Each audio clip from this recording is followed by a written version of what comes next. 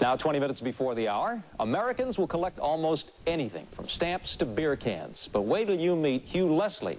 Now, all this week, we're bringing you a series of reports called Good Morning Americana. Unusual people and places seen through the eyes and cameras of some of our ABC affiliate reporters. And today, Don Pollock of WPVI and the unusual collection that he found in Kirkwood, Pennsylvania. This is a dinosaur. It went extinct a little less than 70 million years ago. This is an Edsel. It went extinct a little less than 30 years ago. Or did it? You certainly wouldn't think so from the looks of things at Hugh Leslie's place. Where the spirit of 1957 has been restored right alongside the automotive milestone that still holds a special place in Hugh Leslie's heart. I liked the Edsel when it first came out in '57. I wanted to buy one, so I started picking up cars, and it just kind of grew. Grew to a point where today Hugh Leslie has more Edsels than anybody else in the world. More than anybody else would care to admit, anyway. I have about 137 at last count. It's hard to keep track of them. Most of them sitting in various states of restoration in a wooded area of his southern Pennsylvania farm that he calls the Lemon Grove. Makes sense. That's what it is. It's the final resting place for the Edsel. And a lot of them I pulled out of junkyards to save from going to the crusher.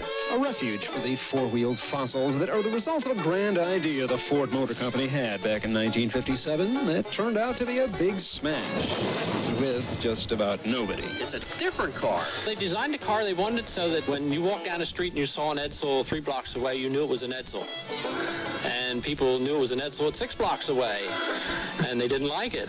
People called it an Oldsmobile sucking a lemon, all sorts of things. Which led to Ford's abandoning production of the Edsel just 3 years after its debut, creating the rusting refugees that Hugh Leslie has lovingly taken in ever since, for reasons that aren't exactly clear even to him. What is it that you love about this car so much? Edsel lovers are strange people, and there are just a few people that really do like the Edsel and are really hanging on to it and trying to preserve it. Don't ask me why. I mean, it's a fun thing to take an Edsel that's been sitting for 10, 15 years, it hasn't been run, and get it started and get it running and drive it around. The Edsel. Which, 30 years ago, was the same challenge that many Edsel owners faced every morning. And it acts the way it looks.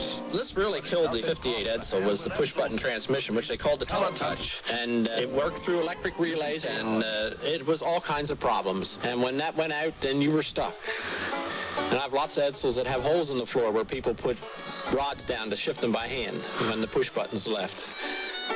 Really, it was a good car, but you had to baby it, take care of it. I mean, it's a car that'll be in history. And a heritage that, for Hugh Leslie, touches many different aspects of his life. We had a dog named Edsel, but he got in front of an Edsel one day, and I ran over him by mistake. The poor dog just couldn't survive with that name. Something that cannot be said for the car, whose name and whose rusting memory is still being kept alive at Hugh Leslie's farm.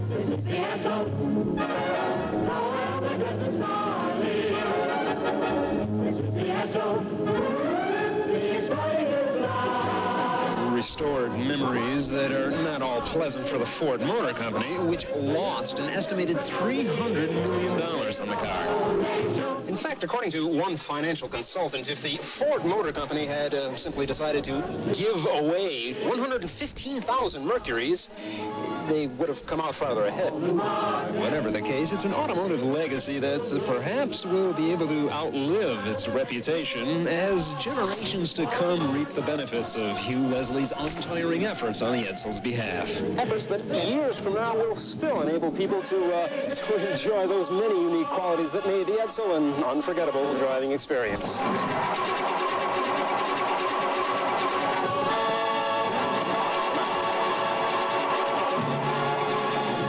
This is Don Pollock for Good Morning America. Yeah, some things never change. Well, tomorrow we'll take you to Iowa for another look at Americana. Now it is 8:44. John Stossel, Think Before You Spray. Right after this.